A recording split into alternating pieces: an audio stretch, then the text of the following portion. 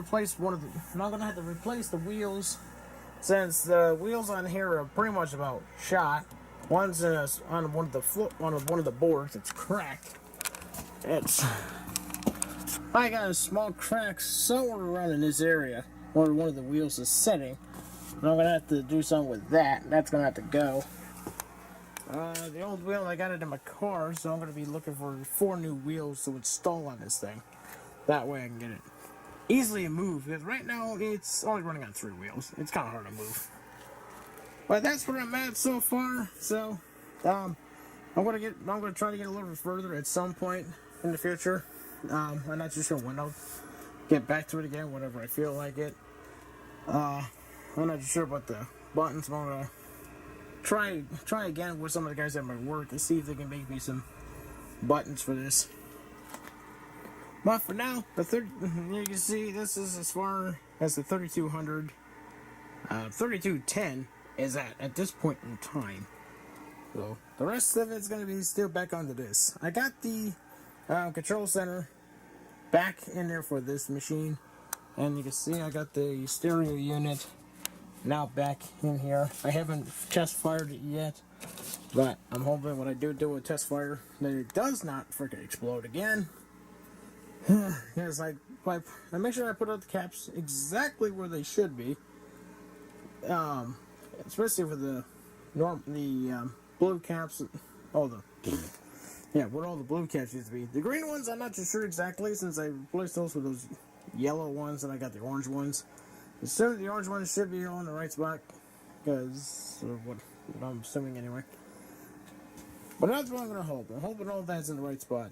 And if it works, cool. We'll have to find out to see if left and right channel has been fixed. If not, then I'll have to go back through, which could be a bad transistor or something that's in here. But anyways, and I also got some more work for the mechanism for the 3210 here, just so to show you. See, I got a cap that's over here. That's got to be replaced. That's got it as number 9 listed. There's a big one right here in the back all the way, number 52.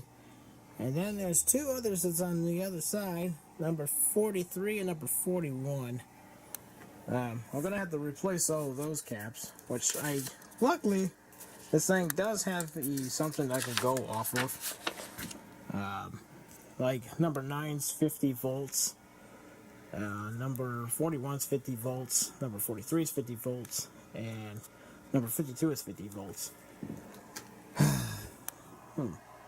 Which I can really assume that's got to be 50 volts then.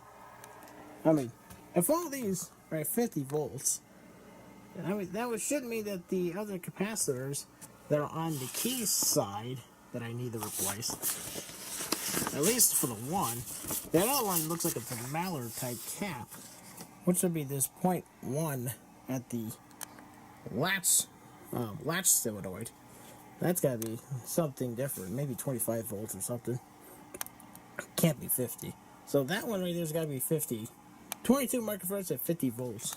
That's what it's got to be. So, but anyways, I'm gonna look for these caps.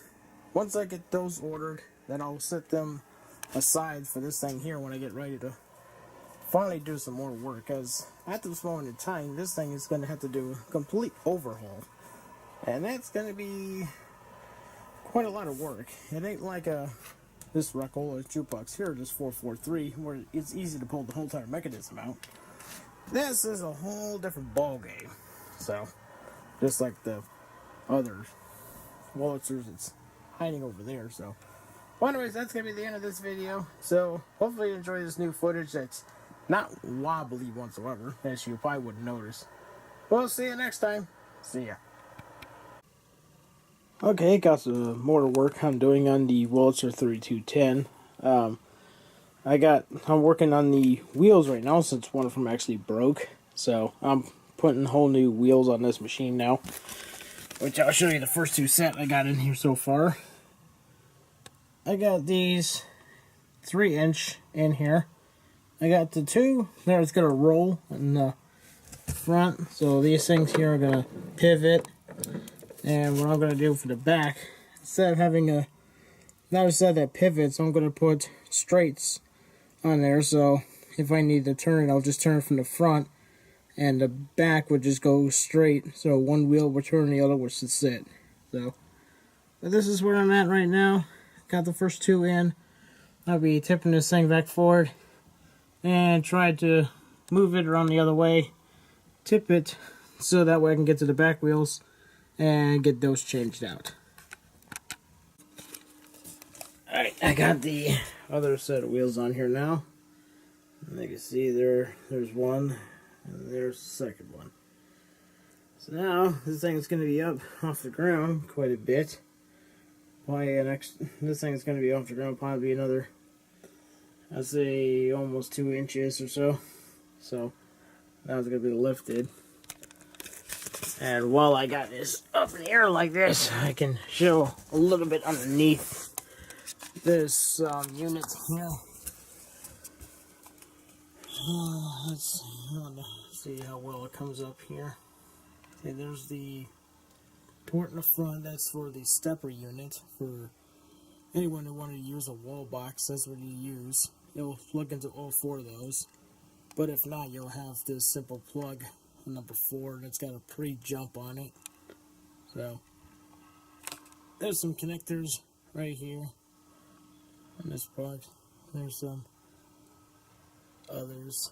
There's some of the caps I'm going to have to replace at some point, so yeah, just thought to give you a glimpse. Alright, that is all for now. Okay, this is just a quick update. After I put on the wheels, I decided to try out some paints to see on which one will actually work best on the deck. Try to get the colors to match what it originally is right here. So, what I bought is 2 cans here, both Rust-Oleum. This first one right here is what it says new right on it. So, this one is Sir Trapezoid color. I'm not sure exactly what type of that is, whatever. So Trapezoid. And this other one, it doesn't really say, but it just says Gloss Seaside. So I guess that's the color they decided to go with, called Seaside.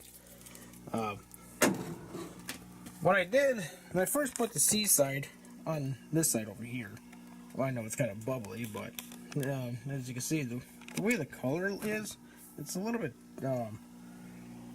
it's kind of like it's like a lighter color than what's on the deck unit here.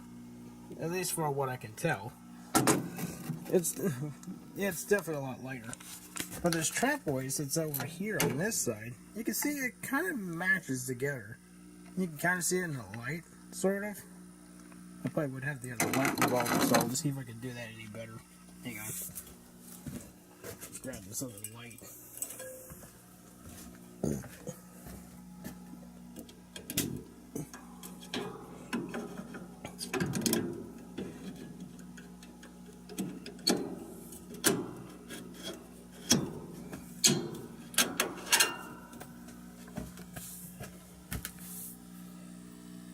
Okay, this will do better. You can see this one actually seems to kind of match it a little bit, you know.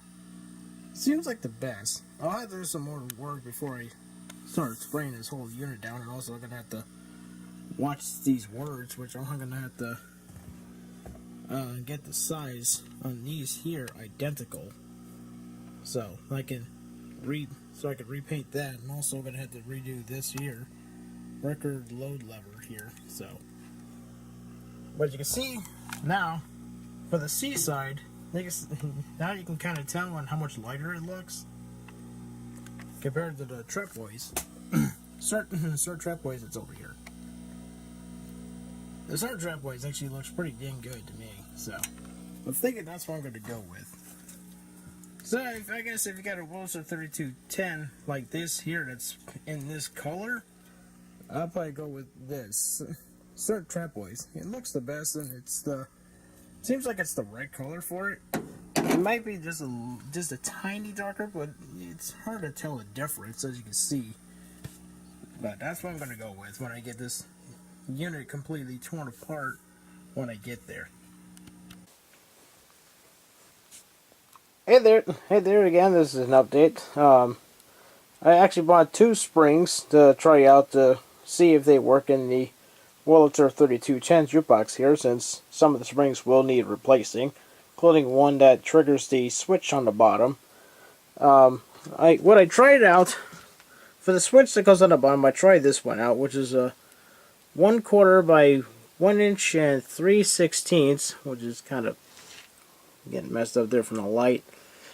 I tried that spring, and it seems it doesn't want to work quite right, so I'm thinking it probably needs to be a little bit shorter, plus the inner diameter on this thing is a little longer. You can see I cut one end of it, so I got it probably about 5 turns in on this and cut it, but it's still not good enough, so I'm going to have to try another one to see if I can find one shorter. Maybe roughly about the same thickness, but I'm thinking that 1 1/4 is probably got to be I would think probably the length or maybe the thickness of the spring itself. I'm not sure. The other one is this here. It is 5/32 at 5/15/16. This one here is best used for the springs right here, the ones that hold the pins up. Now, apparently, when you go to change the spring on those, be careful with it. The pin itself will fall down. So, if I was you, if you're gonna change any springs that's on that part of it, it's best to probably get some, like, either a small needle nose channel locks or small little pliers that's got like a little clips that lock in place to hold the spring up. Will hold that pin up, so when you go to change that springs, it doesn't fall down on you. And make sure you try to hook it for that top layer. When you go to hook it up here on the top, you have to loop it from the inside. Make sure you have it coming out the way they have it, and you can go in either direction when it comes to the loop on the bottom. And now I had one completely shear off, and I was going to replace a different one. But you can see this one here, as soon as I touched it, it broke. So this spring here is definitely no good, and that's the one I replaced.